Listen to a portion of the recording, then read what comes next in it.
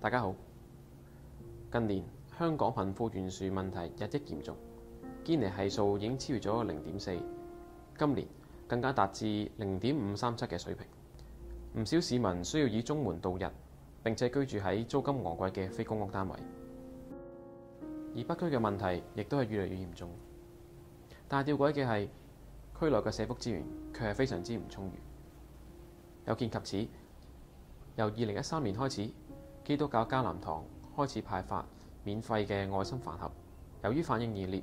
後嚟更加由每週派發1次，增加為每週派發2次。據我哋了解，基督教迦南堂係現時北區唯一一個會派發免費飯盒嘅慈善機構。但由於資金所限，基督教迦南堂現時未能夠聘請專業嘅社工團隊，增加派飯次數，擴展相關服務。因此，我哋集腋成裘，希望迦南愛心飯堂有更大同埋更多嘅力量去祝福呢個社區。2013年，基督教迦南堂喺長華邨租用地鋪之後，發覺區內有唔少長者同埋低收入人士。起初，我哋只係關心下佢哋，及後迦南堂堂主任鄭家輝牧師有感佢哋生活艱難，雖然迦南堂資金不足，但係仍然希望略盡綿力，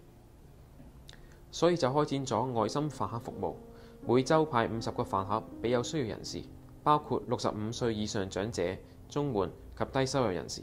除此之外，我哋又會喺節日嘅時候向區內派粽、派奶粉、派月餅、派餅乾、義剪同埋紙送筆買等等，每次都服務過百甚至1000以上嘅受眾。喺用心嘅服務下，我哋發現原來區內有好多被忽略嘅長者同埋有需要人士。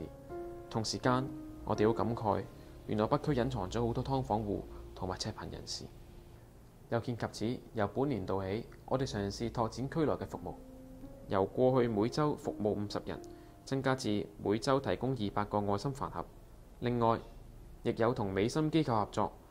每個星期日為區內嘅人提供量血壓、量血糖免費早餐會，由本會任職護士嘅教友服侍社區。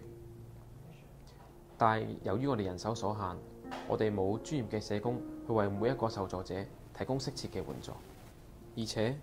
我哋只係一間獨立堂會，每個月僅收支平衡。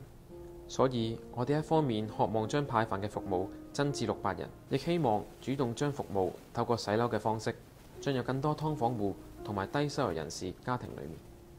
所以我哋希望有更專業嘅團隊去集結更多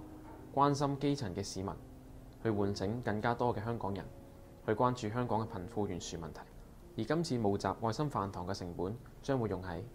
每週愛心飯盒嘅成本、聘請1至2個註冊社工、本計劃嘅協作伙伴、惜食堂、教會關懷貧窮網絡。而目標係由現時嘅每週2餐增加至每個星期5餐，服務600人次，讓受助者被培訓成為參與派飯嘅義工。組織最少30人由區內市民組成嘅飯堂義工隊，1年內透過社工團隊接觸聯和墟至少500戶劏房戶家庭。